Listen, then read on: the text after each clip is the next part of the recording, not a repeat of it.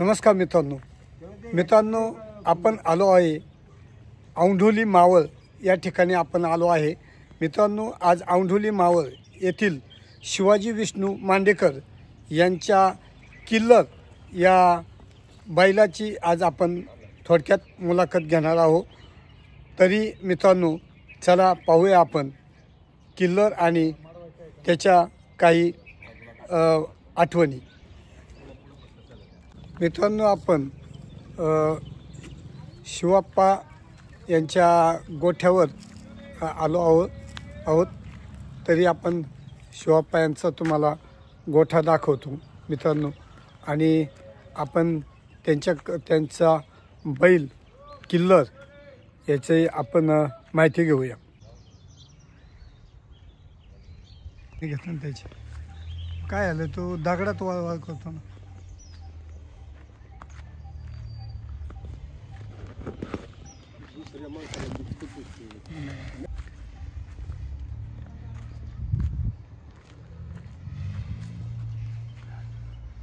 नमस्कार दादा नमस्कार। मी आलोय आज आपल्या किल्लरच्या मुलाखतीसाठी आलोय दादा। तुमचं नाव सांगा संपूर्ण। शिवाजी विष्णू मांडेकर। अच्छा, दादा तुम्ही आता सध्या काय करता? सध्या काय नाही, रिटायरमेंट आहे। अच्छा, आपल्या घरी जायचं म्हणून एक जनावर पाळले, त्याची सेवा करायची। दादा तुम्ही कुठे जॉब केला? रेल्वेमध्ये, सेंट्रल गव्हर्नमेंट। हां। अच्छा दादा, किती वर्ष आलं रिटायर होऊन? 7 वर्ष। 7 वर्ष आलं। 7 वर्षानंतर हा बैल पहिल्यांदा आहे का तुमच्याकडे? नाही, तसे बैल आयुष्यभरच पाळीत आलो। मला एक हाऊस म्हणून हे जनावर आपलं हौसाने ठेवलं। तुमचा याच्या अगोदरचा कुठला बैल असा म्हणजे टॉपचे बैल होते? म्हणजे टॉपचा एक बैल होता बघा, जांभळा बैल, आपला धनगरी बैल घेतला होता। अच्छा, त्याला 8-9 बैल बदलले, पण त्याची काय हे नाही झालं, त्याला बैल पुरला नाही। त्या हाऊसमुळे मी हा बैल पाळला। बरं, अजून एखाद्या जुन्या बैलाची आठवण काय तुमच्या बैलाची? बैलाची आठवणी की त्यांनी लई कामं केली, पाळायची कामं केली, त्याला बैल कधी पुरलाच नाही, आणि त्याच बैलाची मला आयुष्यभरची आठवण। अच्छा, म्हणजे हा बैल त्या बैलाची आठवण आहे का तुमची? हा एक तसा लागलाय मला, असा संशय वाटतोय, पण अजून काही त्याचं एवढं हे नाही झालं, पण जनावर त्या पद्धतीचं आहे। दादा, तुम्हाला हा बैलांचा छंद शेतीसाठी आहे का, म्हणजे असं पहिल्यापासून बैलगाडीचे छंद आहे? पहिली मी 17 वर्षे गाडी आली। अच्छा, या क्षेत्रामध्ये, हां, बैलगाडी क्षेत्र, तेव्हापासून मला तो नाद लागला।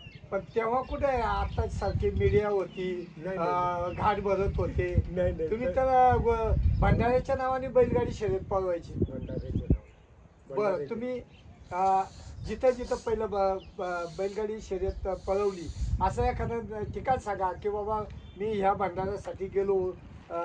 त्यावेळेस पूर्वी तुमच्या टाईममध्ये चैत्र पौर्णिमेला भंडारा व्हायचा, बैल पळवायचे, असं एखादी आठवण सांगा, कुठं गेलात तुम्ही?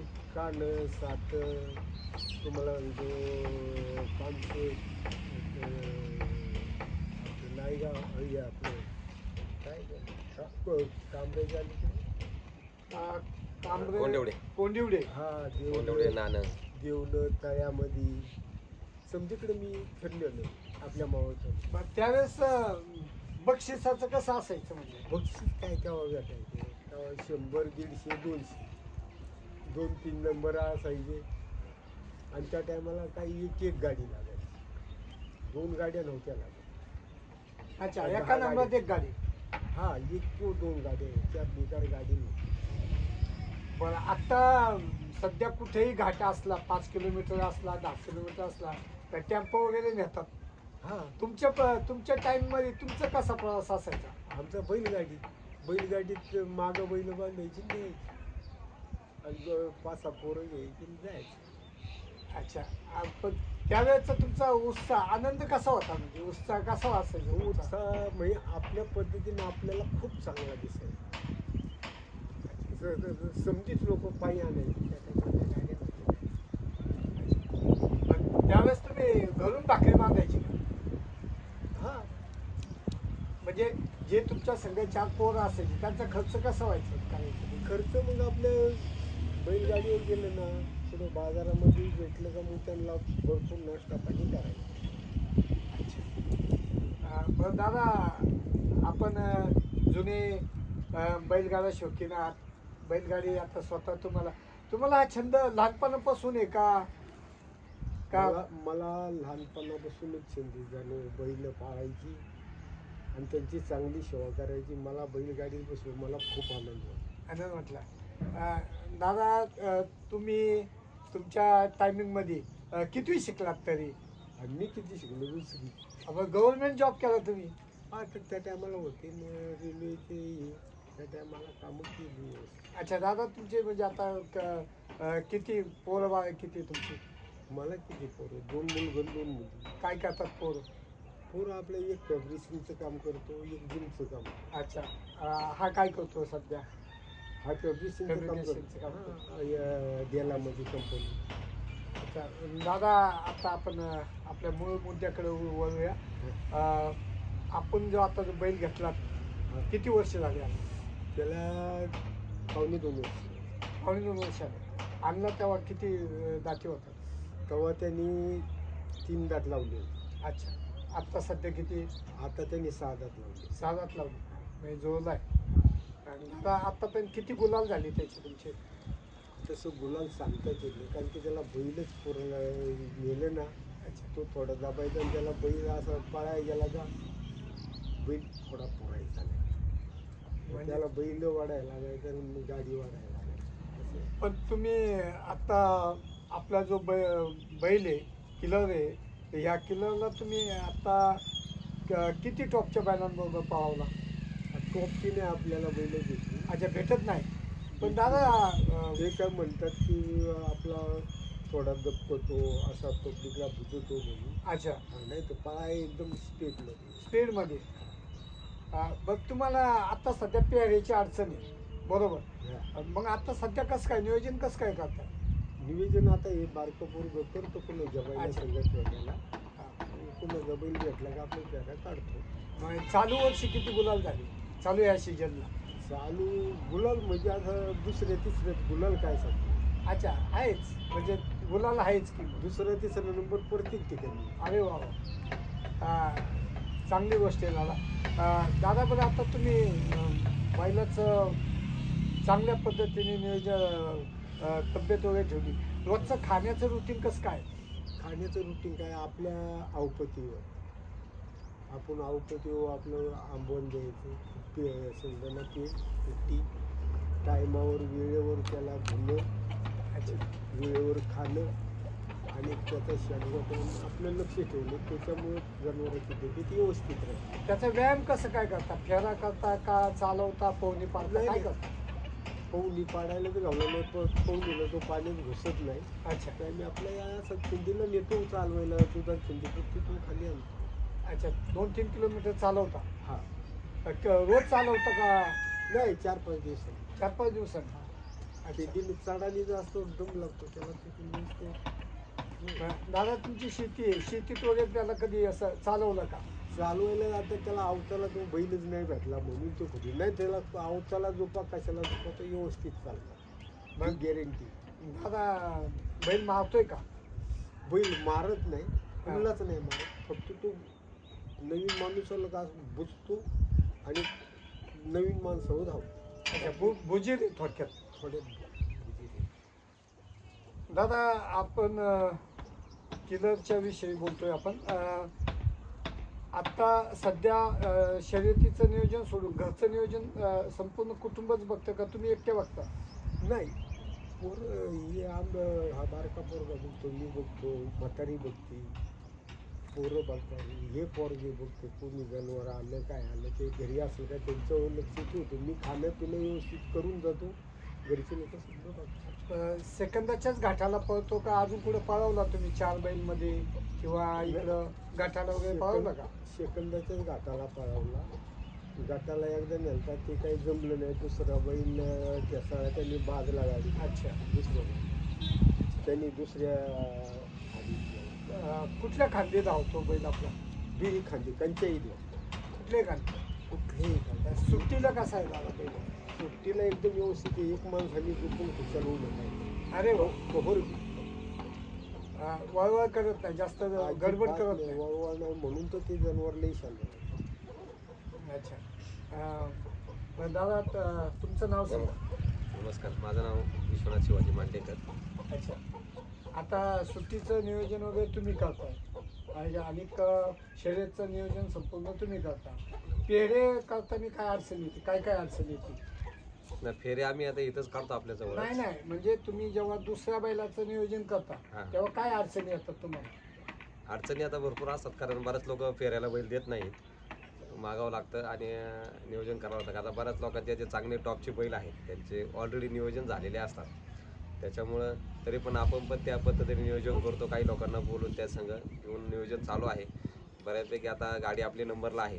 आता फक्त आता तो मोठा पहिल्या नंबरचा मानकरी बनण्यासाठी काय आमची चालली जरा नियोजन चांगल्या पद्धतीचं, तर तेही आम्ही नक्कीच करूया.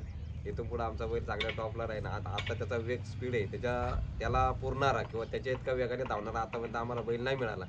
ज्या बैलाबरोबर आम्ही त्याला चुकलेला आहे त्याला तो आतापर्यंत कमीच पडलेला नाही. तुमची कुठल्या बैलाबरोबर धावण्याची इच्छा आहे आता? म्हणजे की बाबा ह्या बैलाबरोबर आपलं नियोजन झालं तर आपला बैल ह्या नियोजनात आला तर बाबा आपली गाडी पहिल्यात बसेल किंवा आपण कुठला तरी टॉपचा गुलाल घेऊ, असं म्हणजे कुठल्या बैलाची अपेक्षा आहे तुम्हाला? आता अनेक बैल आता टॉपचे आहेत. आता नाव सांगितलं म्हणजे आता आपल्या इकडं भागामध्ये आता बरेचसे बैल टॉपमध्ये धावतात. तसं नाही सांगता येत नाही. तर तसे आता त्यातनं म्हणजे सगळे बरेच बैल आहेत आता टॉपमध्ये. त्यातल्या एखाद्या बैला सांग आमचा विचार चाललेला आहे, जर समजा अशा बैलाबरोबर नियोजन झालं, कारण आता त्यांचे ऑलरेडी नियोजन झालेलेच असतात ज्या टॉपच्या बैलाचे. पण जर नियोजन झालं चांगल्या एखाद्या बैलाबरोबर तर आपण नक्कीच पहिल्या नंबरमध्ये आपली गाडी बसणार ही गॅरंटी आमची. दादा तुम्ही आज शर्यत घाटावर तुम्हाला कधीपासून छंद लागला? हा म्हणजे आता आमच्या बाबांनी आमचा आवड होती म्हणून बैल घरामध्ये पाळला आणि तो बैल आमचा पहिला धावायला लागला. त्यामुळे आम्हाला पण त्याच्यामध्ये एक आवड निर्माण झाली. आणि कसं आहे, एखादी गोष्ट छंद हा आपाप लागलाच जातो एखाद्या गोष्टीची आवड तयार झाल्यामुळे. आमच्या घरामध्ये जनावर होतंच आम्हाला. आम्ही लहान असताना बाबांनी आमच्या खूप रेस केलेली. त्यांनी पूर्वीपासून स्वतः छकडे हाणलेले. पूर्वीच्या जुन्या गाड्या असायच्या त्या हाणण्याचं काम त्यांनी बराच वर्ष केलेले. पण एकदा एका छकडीमध्ये त्यांना जरा तो खपत झाल्यामुळं थोडं आम्ही थांबलो होतो. परंतु आता कसं त्यांची शेवटची इच्छा, कारण आणि आमच्या आता आम्ही दोन्ही भावांनी ठरवलं की बाबा पुढल्या आयुष्यामध्ये आजच्या धावत्या युगामध्ये किंवा काळामध्ये आता नोकरीची धावपळ आहे, या काळामध्ये आपण काही एवढं मोठं जनावर आता इथून पुढं पाळणं शक्य नाही. आज बाबांचे आहेत तोपर्यंत आम्ही या गोष्टी करू शकतो आणि त्यांची आवड आहे पूर्वीपासून, म्हणून आम्ही हा छंद त्यांचा छंद आणि त्यांची आम्हाला पण थोडी आवड तयार झाली त्यांच्यामुळे आहे. कारण आम्हाला माहिती आहे आमच्या धावपळीच्या इथून पुढल्या युगामध्ये आम्ही एखाद्या म्हणजे एक छोटं कुत्रं सांभाळणं सुद्धा अवघड अशी परिस्थिती आहे. कारण आपल्याला तेवढा वेळ द्यावा, कारण एवढं मोठं जनावर एवढं चांगल्या पद्धतीचं जनावर सांभाळण्यासाठी वेळ द्यावा लागतो आणि तेवढा वेळ आजच्या धावपळीच्या काळामध्ये किंवा जे आता कामाचं नाही याच्यामध्ये मिळत नाही आहे. परंतु आज बाबांचं सहकार्य आहे त्याच्यामुळे आणि त्यांचाही आवडता छंद आहे आणि त्या छंदाला आम्ही सर्वजण आमच्या पद्धतीने जसं मिळेल तसा प्रयत्न करतो आणि त्याची आता आम्हाला बी खूप आवड झाली आहे. तर अशा पद्धतीने आमचं चाललेलं. फक्त आमचं आता टॉपचं नियोजन करून आम्ही इथून पुढे एक मोठा गुलाल आमच्या नावा करण्याचा यासाठी आम्ही नक्कीच तयार आहे. दादा तुम्ही आज किल्ला तुमचा टॉपमध्ये धावतो, तुम्हाला घरचा साज बनवण्याची नियोजन आहे? तसं प्रयत्न केला होता आम्ही, पण अजून काही व्यवस्थित जुळलं नाही. तर बघू आता काय होतं. जर समजा नाही आपला टॉपचा जवळ जुगलबंदीमध्ये झालं तर प्रयत्न पुढला विचार आहेच आहे, पण शक्यतो प्रयत्न चालला. कारण आता काय होतं, दोन बैल सांभाळणं अजून त्रासदायक आहे. आता एक सांभाळतो त्याच्यात आम्हाला माहिती आहे की किती कसरत होती, कारण आम्हाला वेळ तेवढा देता येत नाही आणि एकाला सांभाळते बाबांची धावपळ बरीच होती. तर दोन जनावरच आम्ही मध्ये आमच्याकडे होती, परंतु ते जरा थोडे आम्हाला बरेच त्रास व्हावे लागले सांभाळण्यासाठी, अडचणी होतात. तर म्हणून बघू प्रयत्न चाललेला आहे. जर त्याकडं टॉपचं नियोजन नाही झालं तर आम्ही काहीतरी प्रयत्न पुढे करूया. धन्यवाद दादा, तुम्ही आज मावळ माती यूट्यूबला तुमचा अमूल्य वेळ दिला. धन्यवाद. तुमच्या किल्ल्यासाठी माझ्या मावळ मातीकडून हार्दिक शुभेच्छा. धन्यवाद. मित्रांनो, बैलगाडा शर्यत व्हिडिओ आवडल्यास व्हिडिओस लाईक करा, सबस्क्राईब करा, शेअर करा. धन्यवाद. जय हिंद, जय महाराष्ट्र.